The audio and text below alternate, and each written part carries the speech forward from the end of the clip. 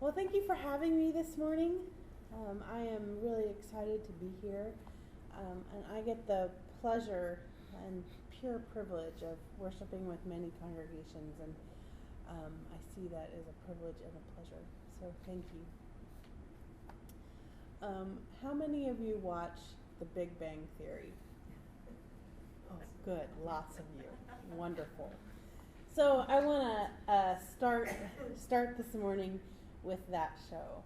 So as many of you know, on the pilot of that show, a young woman named Penny moves into an apartment across the hall from two physicists. And we are able to watch now, starting this week, 8 seasons. As you can see, I'm really excited.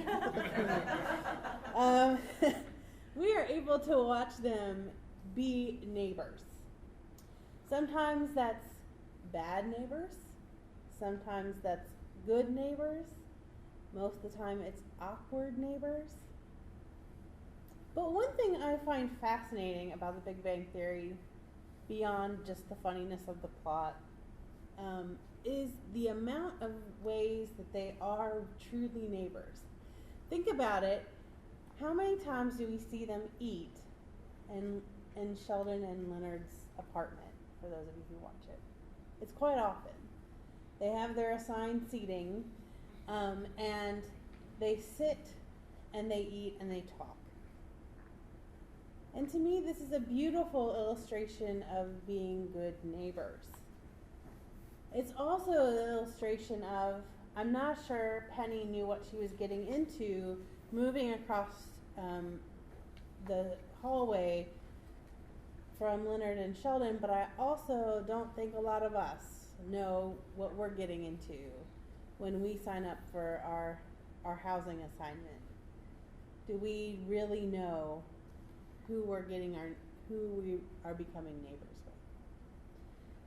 So we don't get to choose who our neighbors are, and yet we get to be with each other. And I think that's shown pretty well on Big Bang Theory. Another TV show that I'll mention, I think most of us have probably seen Sesame Street. It's getting a lot of press these days because HBO just bought it, and is going to start making Sesame Street. And the woman who plays Maria was just interviewed on NPR this week because she's retiring after 45 years of being Maria. But a couple years ago, I read the biography of Sesame Street, and the creators of the show were targeting children in urban areas that didn't have access to preschool. And so they wanted to be preschool, which is very obvious. They do a pretty good job of doing that. But I had never really thought about how Sesame Street is a street. And they wanted to showcase an urban environment where you just ran into people. On the porch, at the hardware store, at Mr. Hooper's store. And you learned how to interact with those people. And just do a little bit here and do a little bit here. And learn how to have those interactions and be a good neighbor. I think the scripture that was read in John is really interesting in how this creative way of being in the world. So I feel like it's a ball with a ring around it. They're just like all wrapped up here, right? So Jesus, in the beginning was the Word, and the Word was with God, and the Word was God, and there's just all these little pieces that are coming together in how Jesus was in the world and explaining the world. And in verse 14, in the Message translation, it says, "The Word became flesh and blood and moved into the neighborhood." It continues, "We saw the glory with our own eyes, and the one of a kind glory, like Father, like Son, generous inside and out, true from start to finish." So God, from this, I can say God is not a stingy person, nor a commuter. God is a generous neighbor. God moved in. In the book Toxic Charity by Robert Lupton, has anyone read that? Okay. Oh, some people. Okay, good. You can correct me if I'm wrong, but in Toxic Charity, Robert Lupton writes about the story of how his inner city Atlanta organization changed some things in their Christmas donation drive. So before, they would have families or other churches adopt a family that needed some Christmas help. The church or the family that was adopting would, do it up for Christmas, wrap all the presents, and then be able to deliver that to the family that needed it, and say, "Woohoo! Happy Christmas!" And one year, after the Luptons had moved into the neighborhood that they were working in, they actually had some time to go into the homes and see how this all worked out. And so Robert Lupton was with a family when they received this gift one Christmas and realized that, the kids are ecstatic because they're getting these gifts. The mom is so excited for the kids that she can sort of be present. And then he was noticing that the fathers would just sort of go away.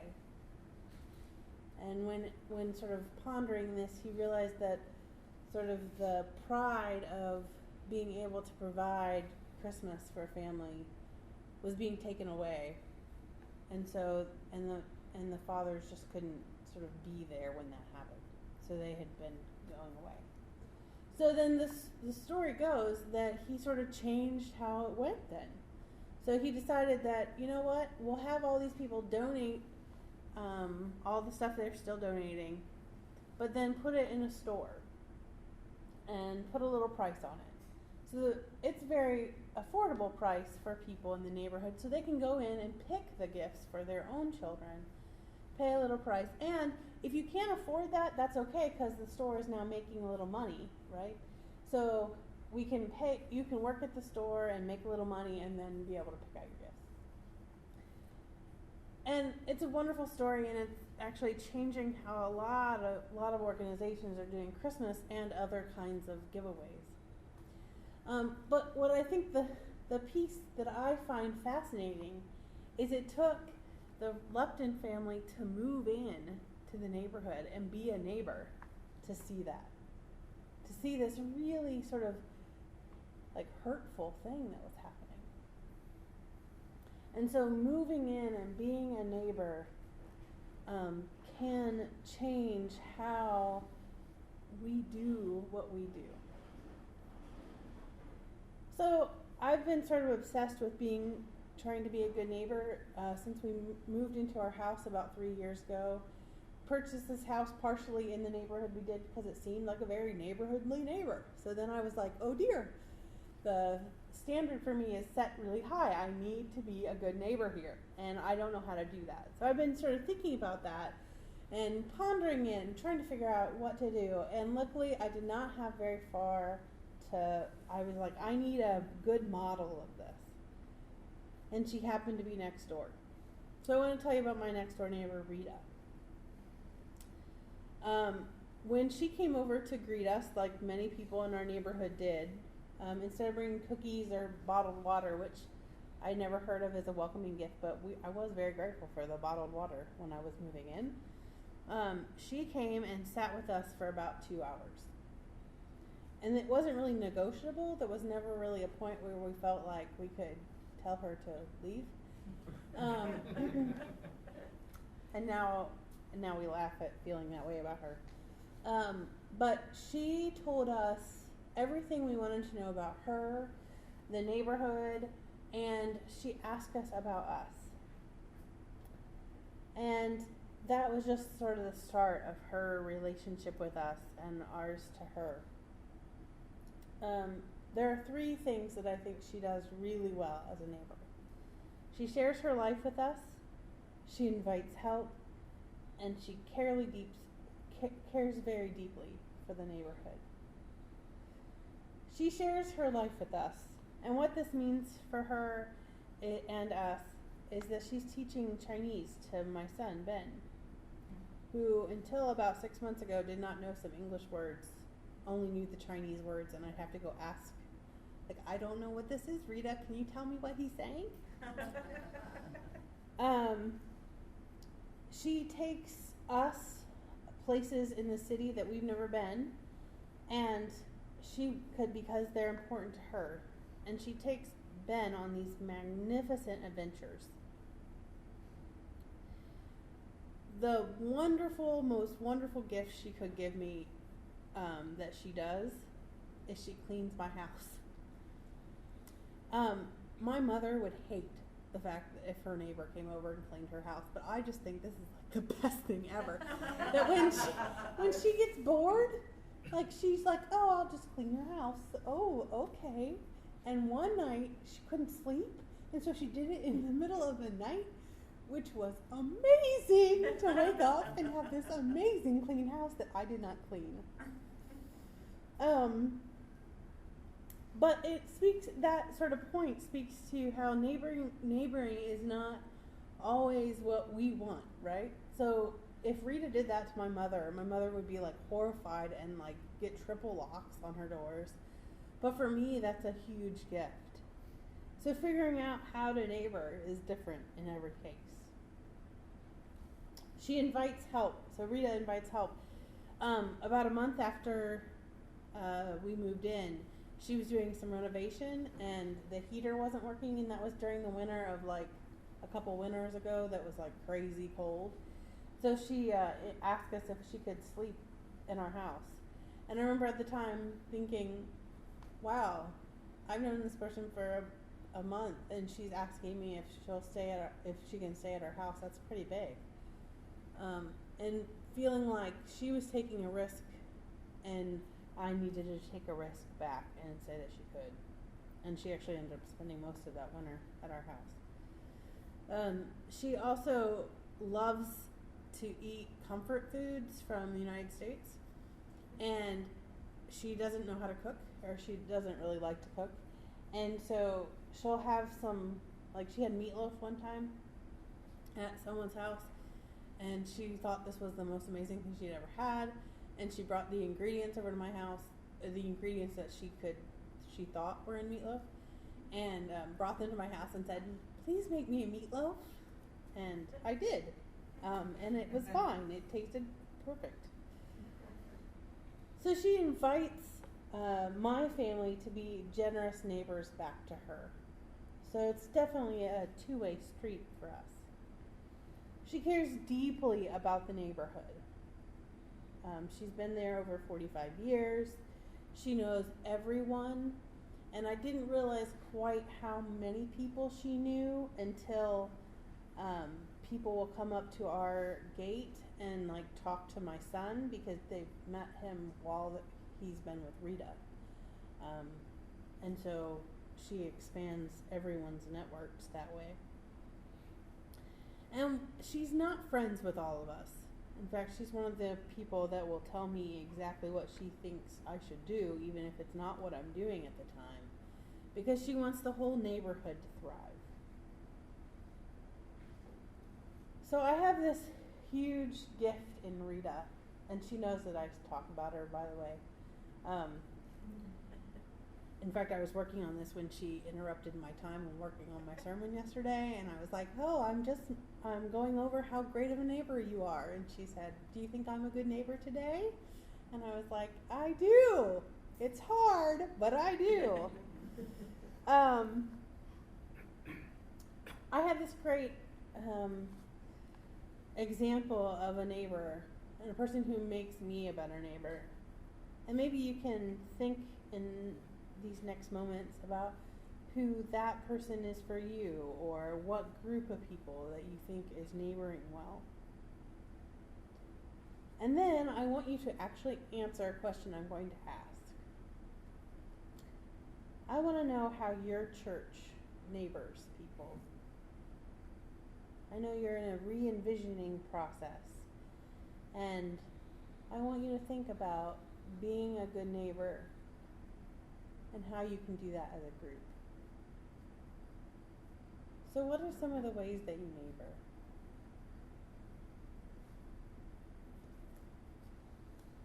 I can name a couple that one thing that I think that we did that was really, really cool was we were renting a space for quite a while now. We bought the projector for the place. We shared the cost with the Libertyville Civic Center because we wanted it, which, you know, was just like a gift on top of our rent, which I thought was very, very cool. It's a great example. Yeah. And the other thing that I know that many people work hard at that I have not done, but I am very impressed with is we, members of our community, go every Wednesday night to sit for children for a HATS Anonymous group in Waukegan. And that's a huge commitment. It's been a huge commitment, and it's been a small number of people, but I know that have touched these children's lives deeply. You guys are good neighbors. Woohoo! I had a situation where I really, after my dad had died, and I really needed to just get away from the house, just get out of the house. I lived with him. And I was not as direct as your neighbor, although I have been in the past with other people. But I didn't know Ann very well.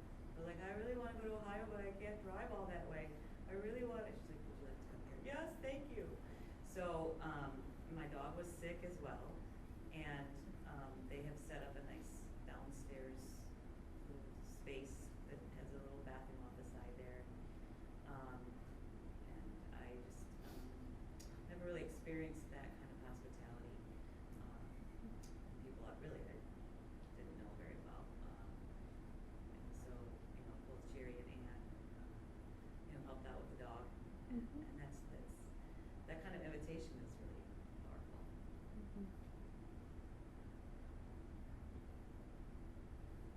Thanks for sharing that.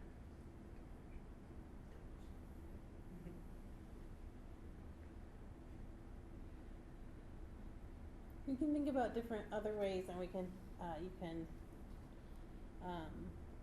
give that feedback after the sermon as well. So MCC tries to be a good neighbor. One of the ways we try to do that around the world is having mutual relationships with groups around the world that are doing things for their neighbors. So in one way, you could see that our work is really empowering organizations, churches, and other groups to be a good neighbor in ways that maybe they are limited without the relationship with MCC. One of those things is that in the current Commonplace magazine that came out this summer, there's a story about houses being built for refugees after World War II, and that still now there's a relationship with the families that are in those houses, and how that while the relationship has changed, there's no need of a crisis moment anymore, but rather now that those relationships are feeding back into helping other people through MCC. There's another article in the Commonplace from the summer that it talks about the Tanzania Mennonite Church, who are helping their neighbors by having an awareness program about albinoism and the high rate of albinoism in Tanzania, which has a high rate of skin cancer, but also is thought to be caused by infidelity and other sort of spiritual beings. And so by Tanzania Mennonite Church taking a leadership role in doing this awareness program for how albinoism is caused and how to care for these people in special ways instead of sort of casting them out, so that their skin cancer can be taken care of. So we are helping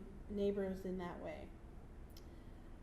We also help in a Peace Club model, and I want to read you what a 13 and 14-year-old said about being in a Peace Club. This is Amina and Ashtu saying this. As Peace Club members, we are so distinguished in our communities and especially our school, so much that we deliver regular peace talks and drama that depict the value of peace, tolerance, hard work, and strategies to nonviolent approaches to settling disputes, among others, at school. We even give assemblies to our fellow students who listen and look up to us with respect and goodwill.